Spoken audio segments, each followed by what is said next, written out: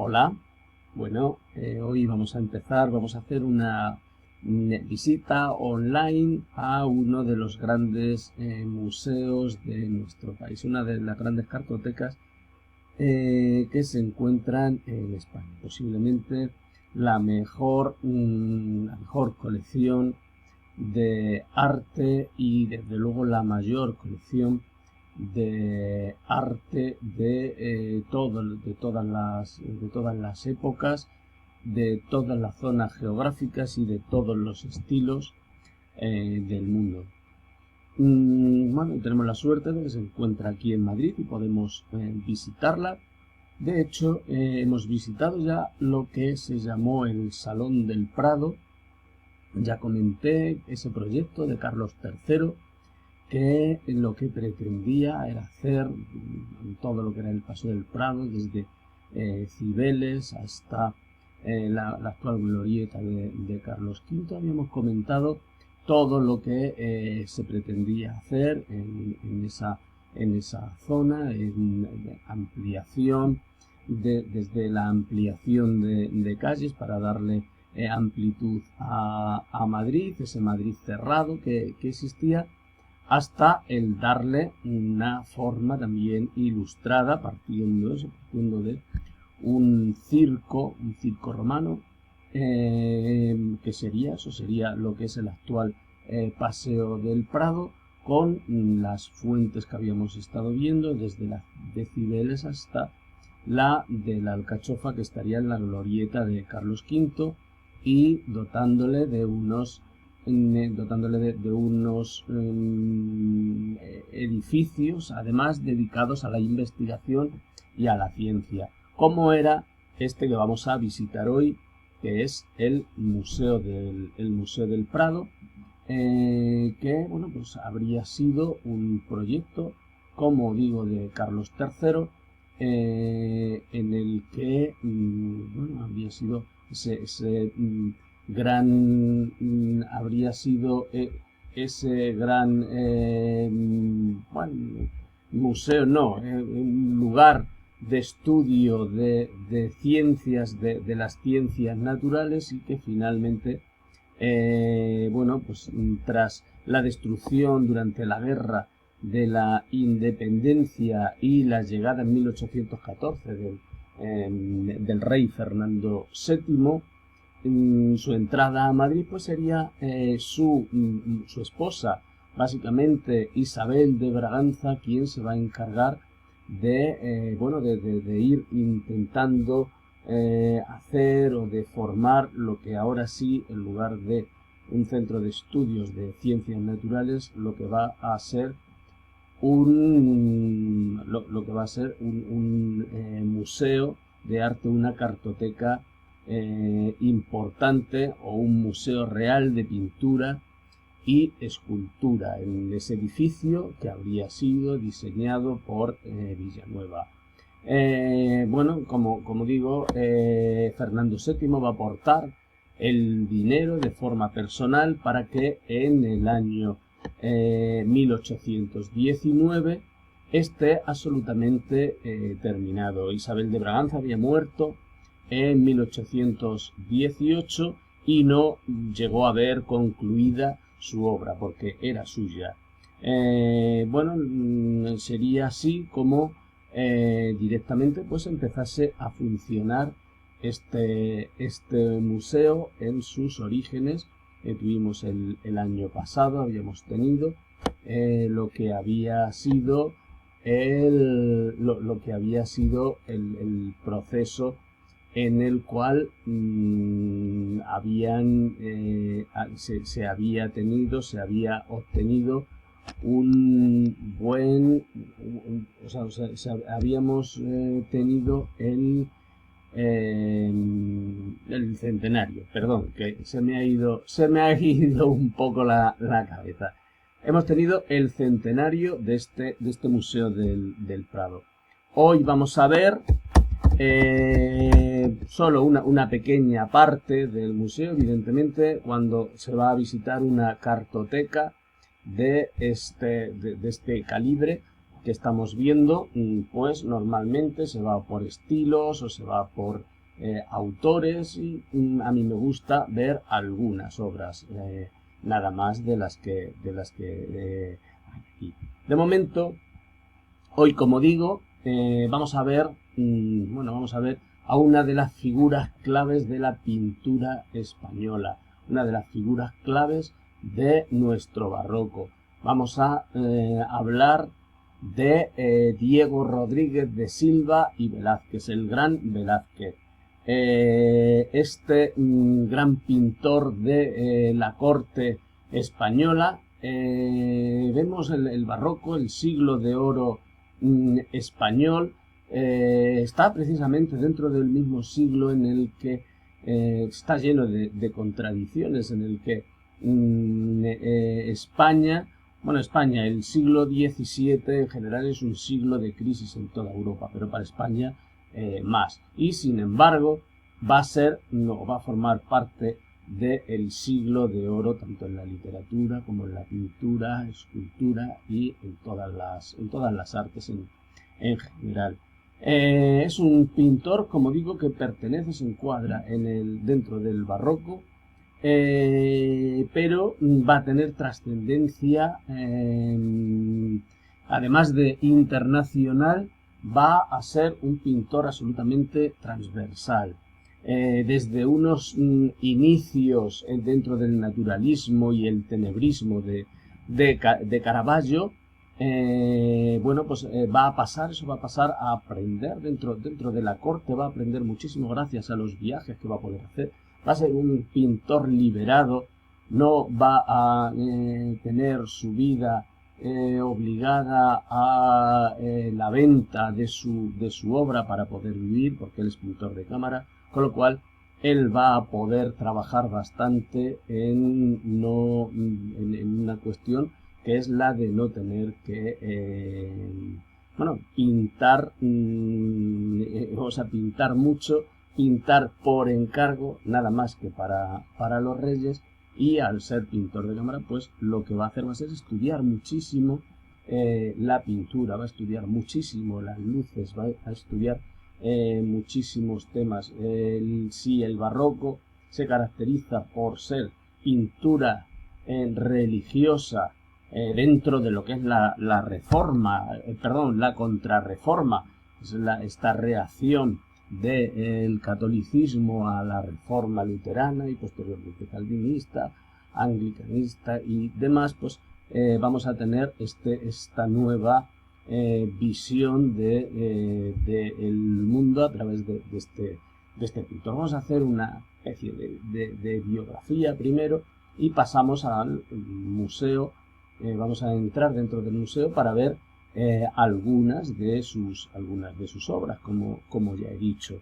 Velázquez nace en el año 1599. Fue un pintor del barroco, considerado como uno de los máximos exponentes de nuestra pintura y de la pintura universal, como he dicho. Los primeros años estuvo en Sevilla, en el taller de Pacheco, que fue su primer maestro, y sus primeras influencias, como había dicho, eran del naturalismo y el tenebrismo. Ahora después veremos algunas de estas obras de su inicio. Vamos a ver también cómo la evolución que lleva va a ser importante. Su trabajo va a consistir desde que se hace pintor de cámara, desde que llega a los 24 años a Madrid. Lo único que va a hacer va a ser retratar, como he dicho, al rey y a su familia. Va a hacer algunas mansiones reales, no muchas pinturas religiosas, y esta presencia en la corte le va a permitir estudiar y desplazarse a conocer varios viajes que realizará a Italia, o relacionarse incluso con pintores de todos los lugares del mundo. tiene eso, unas entre 120 y 30 obras. Es reconocido como pintor universal, aunque bueno, su reconocimiento como tal llegaría tarde, llegaría a mediados del siglo XIX. Serían además a partir de los impresionistas franceses quienes le darían mayor valía a Velázquez, y bueno, pues sería el momento pues en el que se daría a conocer mundialmente. Como digo, desde el inicio de su vida, en 1599, pues era eso, había pertenecido a una familia de hidalgos de la ciudad, aunque bueno, él pretendía tener unos antecedentes nobles, pero no era así. Su aprendizaje fue en Sevilla.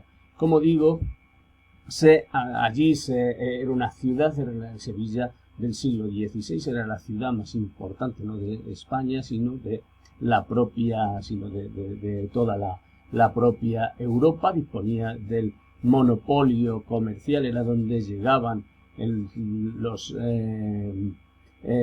donde llegaban los buques, los galeones de América, procedentes de América, y allí había una colonia importante de flamencos, de italianos, europeos, de todo tipo.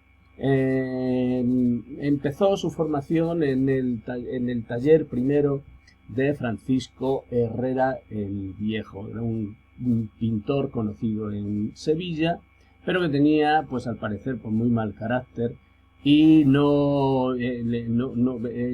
pudo aguantarle demasiado tiempo Diego Velázquez, y finalmente acabó o completó ese primer periodo de formación en el taller de Francisco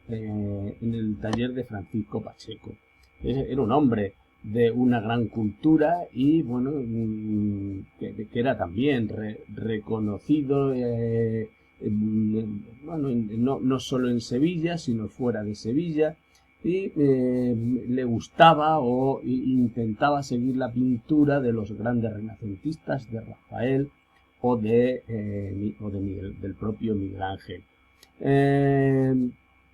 En este primer momento tenemos algunas de las obras que pudiera hacer, como Vieja friendo huevos o el aguador de Sevilla.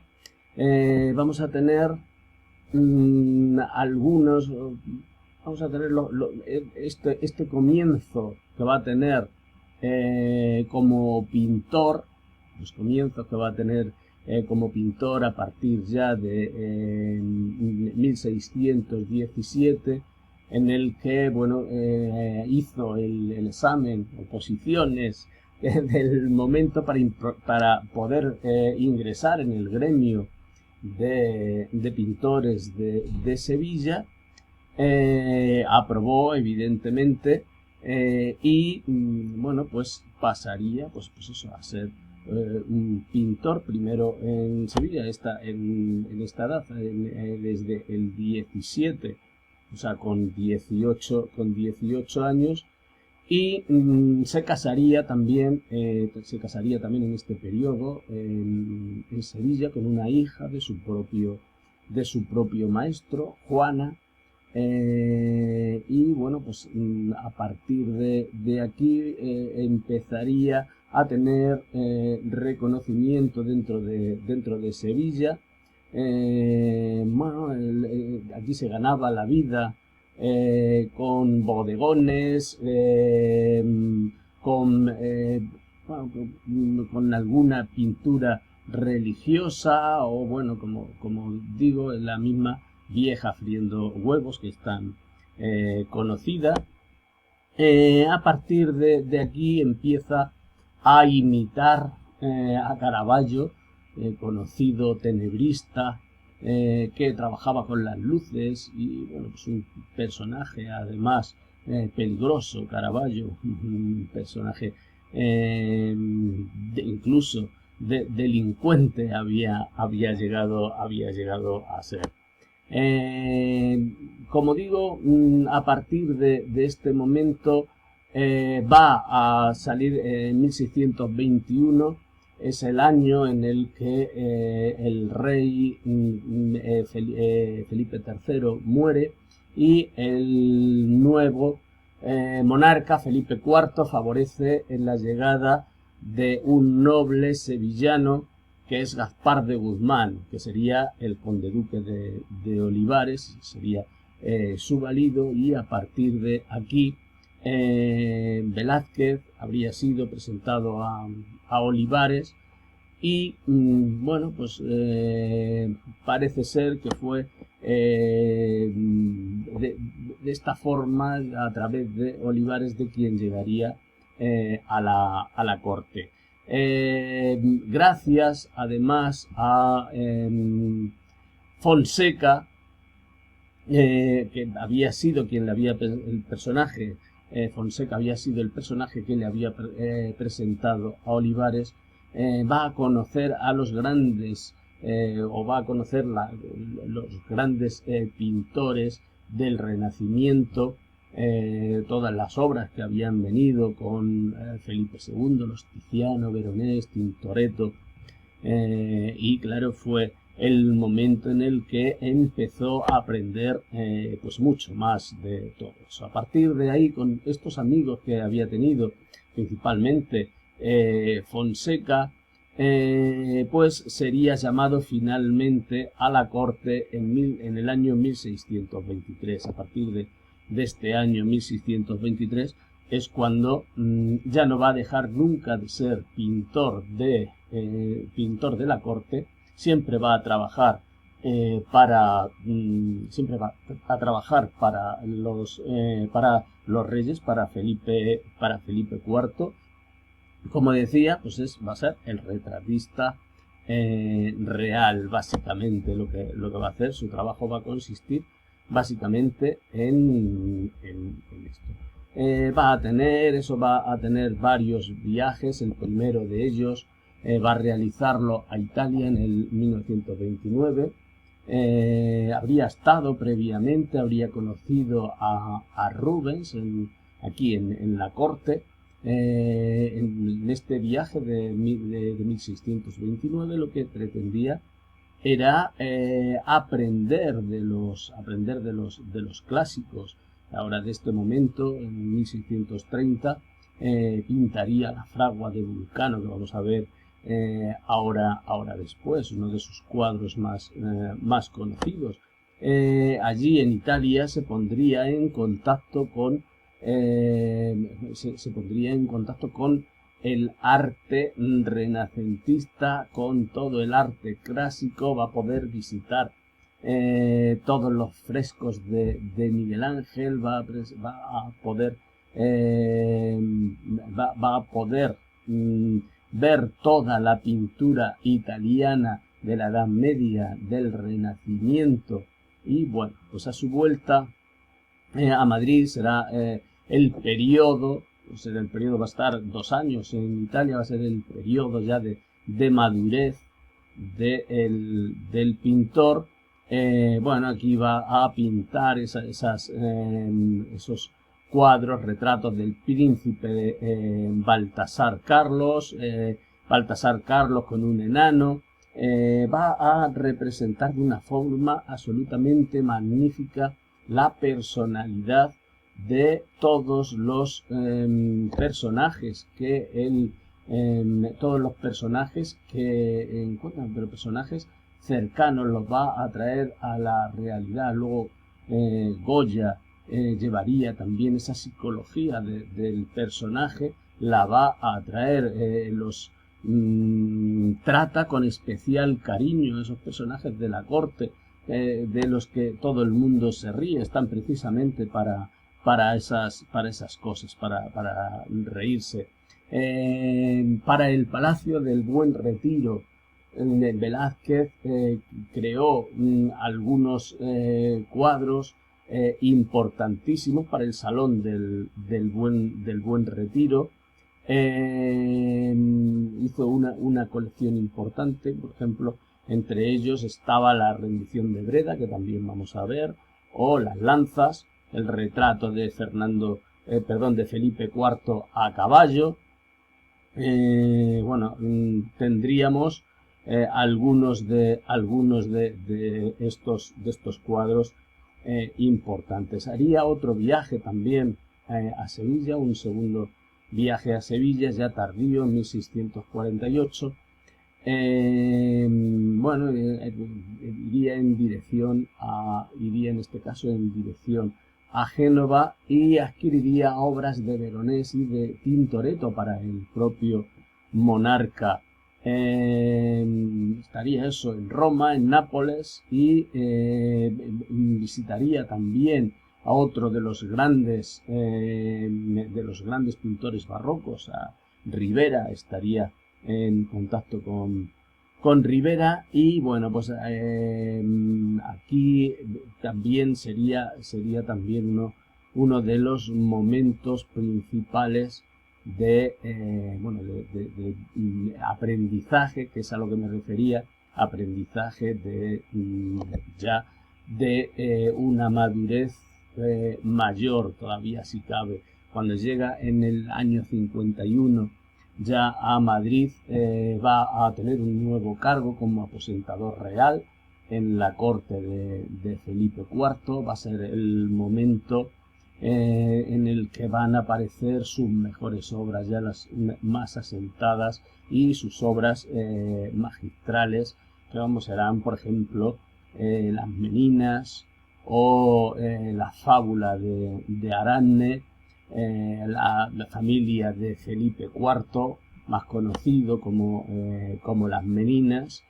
Y bueno, pues estas obras son de este último periodo en el que pues alcanza esa categoría de genio absoluto, reconocido mundialmente. Vamos a continuar después de esta introducción a lo que vamos a ver. Vamos a continuar ahora en el resto vamos a hacer el recorrido a lo largo del museo. Vamos a ir viendo algunas de las obras y comentando algunas de estas obras más importantes.